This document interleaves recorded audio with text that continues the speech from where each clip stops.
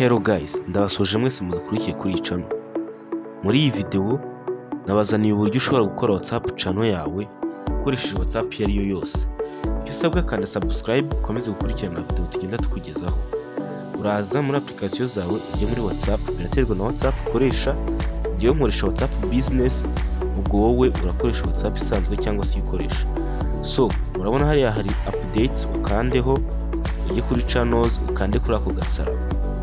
Ukimara kuhakanda murabona handitse create channel, kimwe nuko hari handitse find channel ushobora kusacinga. So create channel urakanda agree and continue kugira ngo wemere amategeko yabo. So uraza ujya hariya handitse channel name, ushyiremo izina rya channel nk'ibisanzwe ni Igatekerwa. So uraza wandikemo izina ryawe neza. Urabona ko hari n'ahantu h'ifoto ushobora kugenda ugashyiramo logo cyangwa se ushobora gushyiramo ifoto yari yose ushatse kugira ngo werekane abantu channel iyo ariyo. So hanyuma urabona hariya hari description, hariya naho uragenda ukandikamo ibijyanye na channel yawe ushaka. So twandikamo weekly upload, kimwe nuko ushobora kwandikamo ibyo ushatse, anyway urashyiramo ibyo ushatse. Hanyuma murabona ko ari amagambo utagomba kurenza.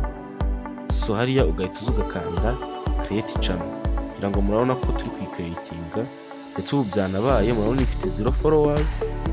So twamaze kuyicreatinga, hanyuma tujyemo turebe, murabona nta foto iriho, iracyafite 0 followers.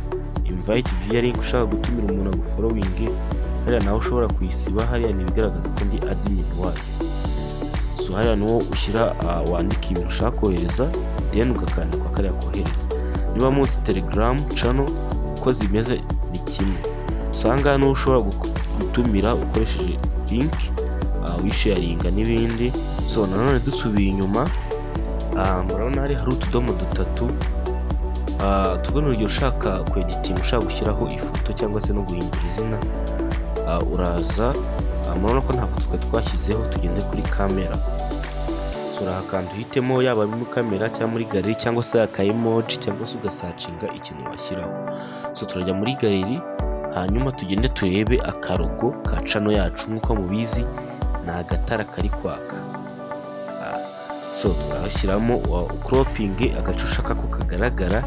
Si ngombwa ko hagaragara uruntu runini rudafite icyo rumaze, kuko binagaragaza nabi akarogo. Murabona ko gafitinga neza. So hanyuma uhita ukanda aho ngaho handitse done. Ukimara kuhakanda murabona ko kagezemo fresh. So murabona ko kagezemo fresh, then ugakanda aho handitse save changes. So turazisavinga, hanyuma dutegereze akanya gato bitewe na connection yacu dufite. Nkwibutsa ko ugomba gukora subscribe kuri iyi channel, hanyuma ugakomeza gukurikirana video z'ubwenge tugenda tukugezaho, ndetse uhita ukanda kuri link iri muri description kugira ngo ujoininge iyi WhatsApp channel, kuko niho turajya tugeza video mu bambere kandi zigushyikeho witurije nta kibazo. So hari akantu katagenze neza, twongere dusaving changes. So turategereza kikarage. So ndabibutsa ko mugomba gukora subscribe ndetse mukajoininga WhatsApp channel yacu.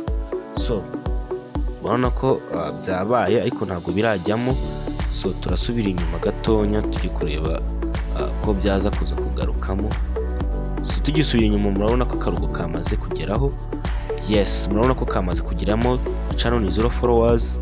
Bibutsa ko ukimara kureba iyi video tujya muri description, uraza kubibona ahambere, ukande kuri link ya WhatsApp channel, ujye ubona video tumaze gukora mu bambere, ndetse ubu n'abambere bamaze kuzibona, batangiye kuzibona, bamaze kuzibona ubu ngubu bamaze gufollowing.